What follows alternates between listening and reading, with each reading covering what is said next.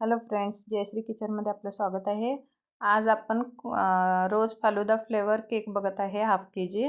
त्यासाठी मी 6 इंची टीन यूज करून हा स्पॉन्ज बनवून घेतलेला आहे। त्यानंतर मी तो पूर्ण थंड झाल्यानंतर अशा पद्धतीनं सोक करून मी त्याला क्रीमचा लेअर लावून घेतलेला आहे। आणि रोज फालुदा फ्लेवर असल्यामुळे मी रोज फालुदाचं सिरप यूज केलेलं आहे, ते सुद्धा मी स्प्रेड करणार आहे आणि अतिशय टेस्टी फ्लेवर आहे हा।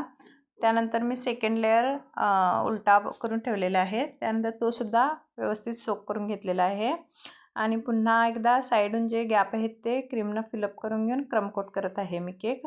क्रमकोट केलेल्याचा एकच फायदा की आपण फिनिशिंग करताना त्यामध्ये आपले ब्रेडचे क्रम्स येणार नाहीत। त्यानंतर अशा पद्धतीनं आपला केक क्रमकोट झालेला आहे आणि अतिशय सोप्या पद्धतीनं केक बनवलेला आहे। त्यानंतर मी डायरेक्ट फिनिशिंगसुद्धा करत आहे। त्यानंतर पायपिंग बॅगमध्ये मी छोटासा होल पाडून व्हाईट कलरची क्रीम भरून अशा पद्धतीनं केकला क्रीम लावून घेत आहे आणि पॅलेट नाईफ आणि स्क्रॅपर यूज करून आपण फिनिशिंग करत आहोत।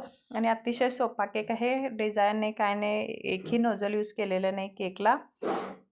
आपल्याकडे नोझल असेल तरच आपण केक बनवू शकतो असं काही नाही आहे, नोझल नसताना सुद्धा आपण केक छान बनवू शकतो। अतिशय सिंपल पद्धतीनं मी केक दाखवलेला आहे। अशा पद्धतीनं साईडून कोम स्क्रॅपर वापर करून मी साईडून कोमची डिझाईन करून घेतलेली आहे केकला आणि वरच्या बाजून बाहेर आलेली क्रीम ती आपण आतल्या बाजून घेतलेली आहे। अशा पद्धतीनं आपलं केक फिनिशिंग झालेलं आहे। त्यानंतर मी न्यूट्रल जेल यूज करून त्यामध्ये थोडा पिंक कलर यूज करणार आहे। आता स्क्रॅपरचा वापर करून वरच्या बाजूनसुद्धा मी डिझाईन करून घेतलेली आहे सिंपल अशी। त्यानंतर मी केक हा बोर्डवरती ट्रान्सफर केलेला आहे आणि रोज फालुदा फ्लेवर आहे त्यामुळे मी पिंक कलर यूज केलेला आहे न्यूट्रल जेलमध्ये। आणि पायपिंग बॅगला अगदी छोटंसं होल पाडून मी अशा पद्धतीनं ड्रिपिंग करून घेत आहे।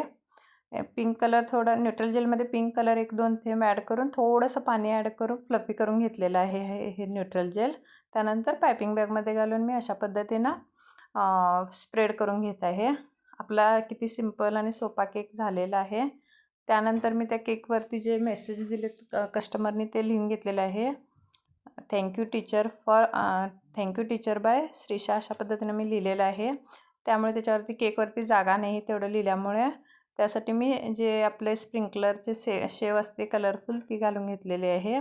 अशा पद्धतीनं आपला केक झालेला आहे अतिशय सोप्या पद्धतीनं। तुम्हाला आवडला असेल तर प्लीज लाईक, शेअर आणि सबस्क्राईब करा फ्रेंड्स। धन्यवाद फ्रेंड्स।